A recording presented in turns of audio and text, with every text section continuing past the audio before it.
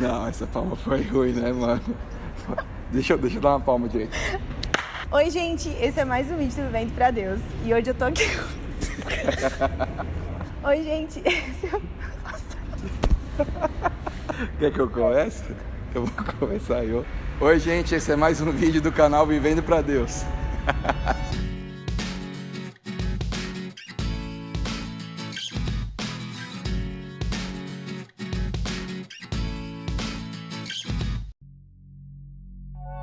Oi, gente, esse é mais um vídeo do Vivendo pra Deus. E hoje eu tô aqui com o pastor Murilo, o nosso pastor de jovens aqui da Novidade de Vida. E a gente veio aqui para continuar essa série de 5 dias para conseguir descobrir o seu propósito e o seu chamado. E hoje a gente vai falar especificamente sobre o que é o chamado. É isso aí, vamos lá. Você quer falar um pouco sobre você? Como a Raíssa disse, sou pastor de jovens da Novidade de Vida. E é um prazer estar gravando aqui com você e falar um pouco desse tema que eu gosto bastante. Recentemente a gente fez aqui na igreja, o pastor fez na igreja uma série de propósitos. Então se você quiser assistir, você já pode descer aqui embaixo, vou deixar o link para você poder assistir os cultos que a gente falou sobre propósitos, mais especificamente, você vai ser muito abençoado. E aí, pastor? Agora a gente vai fazer, gente, todas as perguntas que vocês fazem para mim. Não. Caramba. Agora vai, tá certo. Será que eu tô sujo, mano?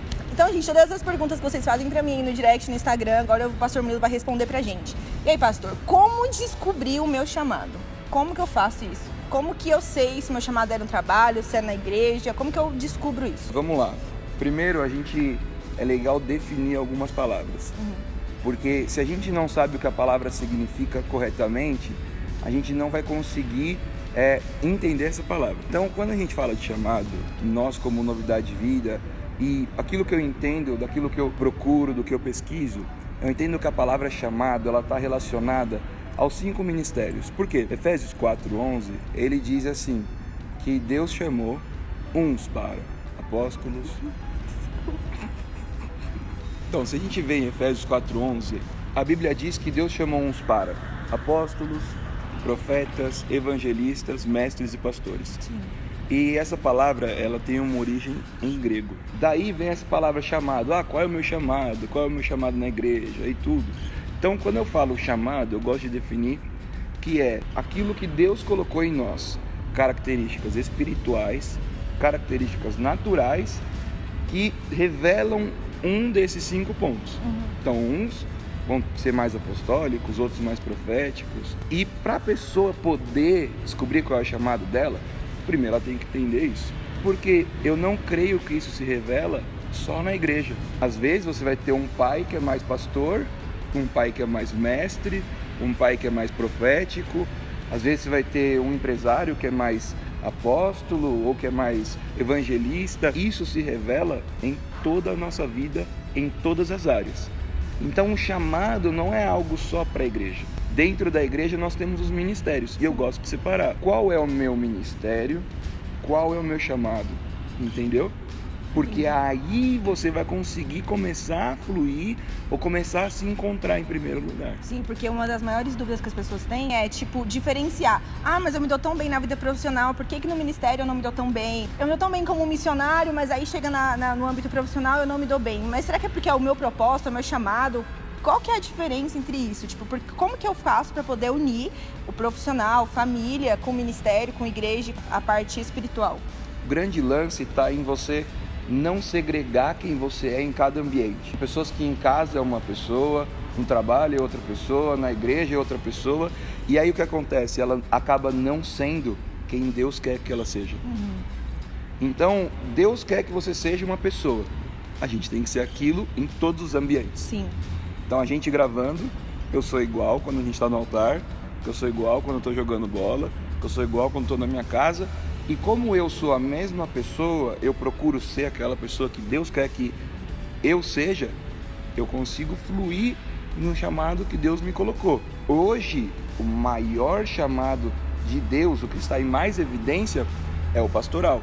Por isso que o meu pastor um dia colocou como um pastor de jovens. Sim.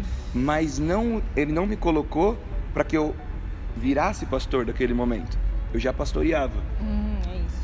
Eu já tinha ovelhas, eu já tinha cuidado, eu já tinha um âmbito de cuidado na igreja.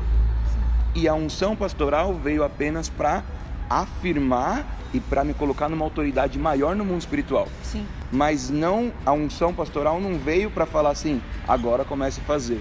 Eu já fluía, eu já conhecia aquilo que Deus tinha para mim, entendeu? Sim. Então quer dizer que, por exemplo, você estava jogando bola com a galera, lá você agia não como um pastor em si, mas você já fluía nessa unção, você estava no seu trabalho, você já fluía nessa unção, na família você já fluía nessa unção, e por isso, quando você estava aqui no ministério, as pessoas te reconheceram como pastor efetivamente, quando te ungiram e etc. Isso, porque eu já fluía em todos os âmbitos, como você disse. Por exemplo, todos os grupos que eu participei, tanto na escola quanto jogando bola, eu sempre tinha um pouco de liderança, eu sempre tinha um pouco de cuidado. Se alguém se machucava, várias vezes isso já aconteceu, jogando bola eu ia lá e orava pela pessoa, porque eu tinha um cuidado. Então, aquilo que eu era, eu não me deixava me segurar.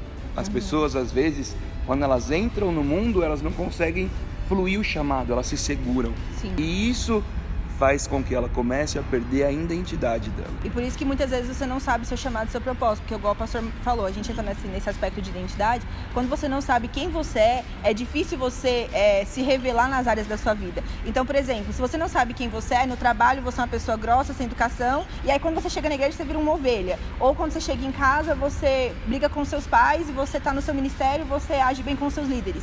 Não dá para ser várias pessoas em vários lugares, você é um único indivíduo com as características que Deus colocou na sua vida, e através dessas características você manifesta o reino em todos os aspectos.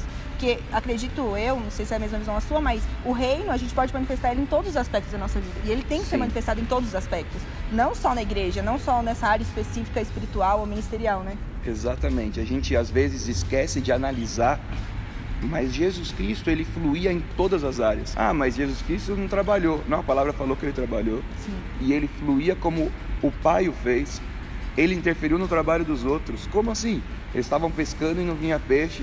E ele, no âmbito de trabalho, ele interferiu como quem ele era, como um profeta.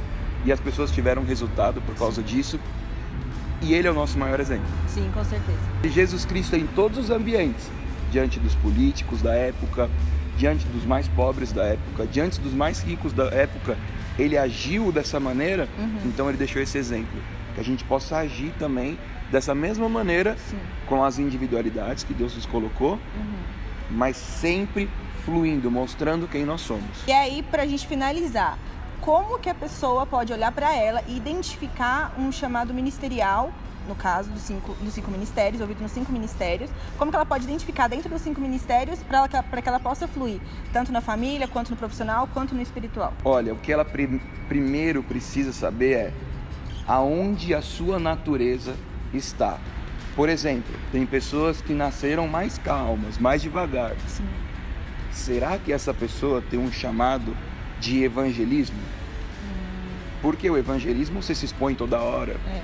O evangelismo você tá toda hora falando com alguém, conhecendo alguém novo, falando para alguém que você nunca viu na vida. Claro que dentro do chamado geral, todos nós somos chamados para evangelizar e discipular. Ninguém deve fugir dessa obrigação. Mas para alguns é mais natural. Para outros não é tão natural. Então, primeiro identificar aonde está a sua natureza, quais são os pontos naturais que você já tem. Em segundo lugar, você começa a identificar aonde você se sente melhor. Porque não adianta também a pessoa falar assim, não, agora eu quero ser profeta. Mas toda profecia que ela ouve, ela duvida. Sim.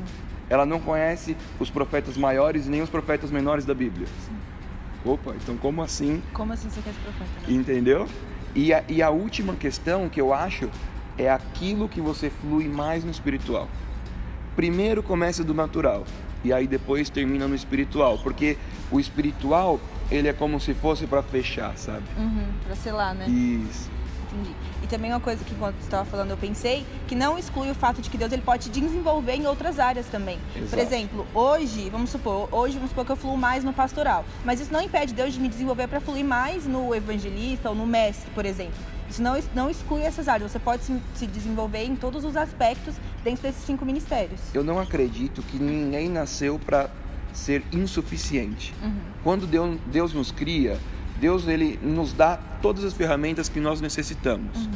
Alguns, como eu disse, vão ter em evidência Isso mesmo. um chamado maior. Então, você vê, esse cara tem um chamado maior de pastoral. Sim. Mas nós podemos e talvez devemos fluir nesses 5 chamados. Sim. E dentro disso, a gente vai se encontrando dentro da igreja também. Sim.